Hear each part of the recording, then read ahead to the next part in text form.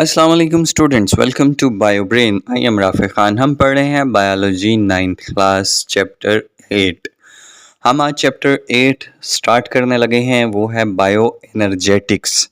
तो आज हम पढ़ेंगे बायो एनर्जेटिक्स का जर्नल इंट्रोडक्शन कि इस चैप्टर में हम क्या देखने वाले हैं और बेसिकली बायो एनर्जेटिक्स होता क्या है। तो वीडियो को एंड तक देखिएगा ताकि आप समझ सकें कि बायो एनर्जेटिक्स क्या होता है।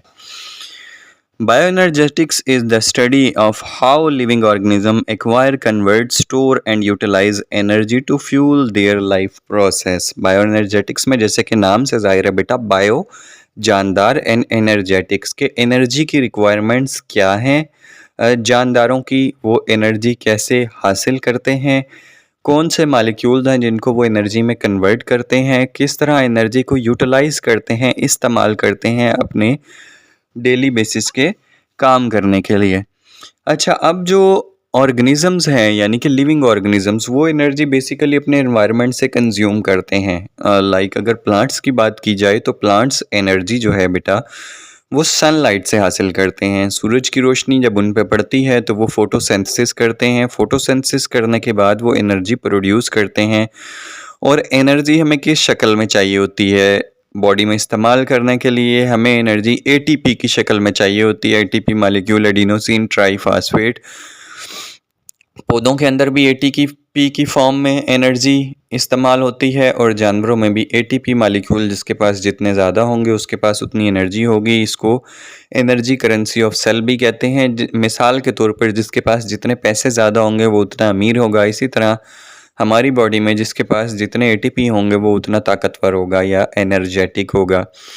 जबकि एनिमल्स की अगर बात करें तो वो फूड को कंज्यूम करते हैं और फिर जब वो फूड खा लेते हैं, कंज्यूम कर लेते हैं, देन उनमें जो है वो डाइजेशन होती है। डाइजेशन के बाद एब्जॉर्प्शन होती है। एब्जॉर्प्शन के बाद सेलुलर रेस्पिरेशन होती है जिसमें ऑक्सीडेशन एंड रिडक्शन दो तरह के रिएक्शंस होते हैं जिन्हें हम रिडॉक्स रिएक्शन भी कहते हैं।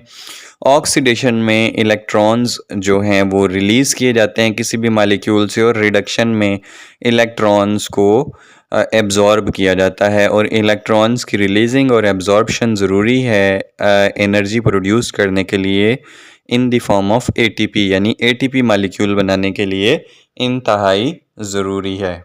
तो इस तरह इन दो जो है प्रोसेसेस लाइक फोटोसिंथेसिस जो कि पौधों में हो रहा है और सेलुलर रेस्पिरेशन जो कि जानवरों यानी कि एनिमल्स में हो रहा है, बनते हैं एटीपी मालिक्यूल्स और ये बनते हैं with the help of electron transport chain. Electron transport chain आप इसी चैप्टर में बेटा डिटेल में पढ़ेंगे कैसे इलेक्ट्रॉन्स को रिलीज़ करके या एब्जॉर्ब करके एनर्जी क्रिएट की जाती है और एटीपी मालिक्यूल बनाया जाता है। तो बायो एनर्जेटिक्स क्या हुई? Bio energetics is the study of energy transformation in living organism के एनर्जी कैसे एक शक्ल से दूसरी शक्ल में तब्दील होती है या कैसे बनाई जाती है एनर्जी इन लिविंग ऑर्गेनिज्म, आया वो प्लांट्स हों या एनिमल्स हों, इसको बोलते हैं बायो एनर्जेटिक्स।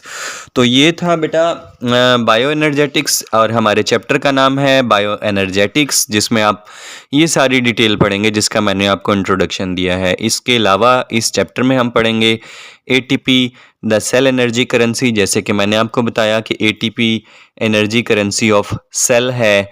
फोटोसेंसिस के बारे में पढ़ेंगे, मैकेनिज्म ऑफ फोटोसेंसिस पढ़ेंगे, लाइट रिएक्शन और डार्क रिएक्शन के बारे में पढ़ेंगे कि लाइट रिएक्शन क्या होता है, डार्क रिएक्शन क्या होता है, role of chlorophyll in photosynthesis के क्लोरोफिल का किरदार फोटोसेंसिस में क्या है।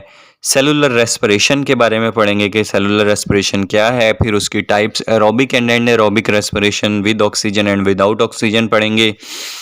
उसके बाद हम पढ़ेंगे इम्पोर्टेंस ऑफ फर्मेंटेशन के खमीर उठाना, खमीर फर्मेंटेशन का किरदार पढ़ेंगे या फर्मेंटेशन की अहमियत पढ़ेंगे। Mechanism of cellular respiration, cellular respiration कैसे होती है, सबसे पहले ग्लाइकोलाइसिस होता है, फिर क्रेब्स साइकिल होता है, देन इलेक्ट्रॉन ट्रांसपोर्ट चेन जिसकी मैं अभी आपसे बात कर रहा था वो होती है। ये इन डिटेल हम पढ़ेंगे इस चैप्टर में। उसके बाद हम use of respiratory energy in body में जो हमने एनर्जी बनाई है उसका इस्तेमाल क्या है, कहाँ कहाँ इस्तेमाल हो रही है, वो इन डिटेल हम देखेंगे। उसके बाद बेटा ये चैप्टर हमारा ख़त्म हो जाएगा। की पॉइंट और उसकी एक्सरसाइज हम देखेंगे। तो अभी हम देखें डेली एक एक करके हम 8वें जो है वो चैप्टर तक बायोएनर्जेटिक्स तक पहुंच चुके हैं। अगर आप और हमारे चैनल पे बेटा हर चैप्टर की ना प्लेलिस्ट मौजूद है। मैट्रिक के लेक्चर दिए जाते हैं 9th और 10th क्लास के। अगर आप उस रिलेटेड चैप्टर के नेम से सर्च करें, पूरी प्लेलिस्ट आपके सामने आ जाएगी। आप प्लेलिस्ट पे क्लिक करें और पूरे चैप्टर्स के तरतीब के साथ लेक्चर्स आपको मिलेंगे। तो सिर्फ पढ़ना वो नहीं चाहता जो खुद से पढ़ना नहीं चाहता, वरना अगर आप पढ़ना चाहें तो आपके पास बहुत से तरीके हैं पढ़ने के लिए। आपके पास यूट्यूब है, इंस्टाग्राम है, आपके पास टिकटॉक है, आपके पास फेसबुक है, हर जगह ये लेक्चर लगाए जाते हैं। अपना बहुत सारा ख्याल रखिएगा। आप हमें ज्वाइन कर सकते हैं दिए गए लिंक्स पे। इंशाल्लाह आपसे मुलाकात होगी कल with a new topic and new chapter. अल्लाह हाफिज़।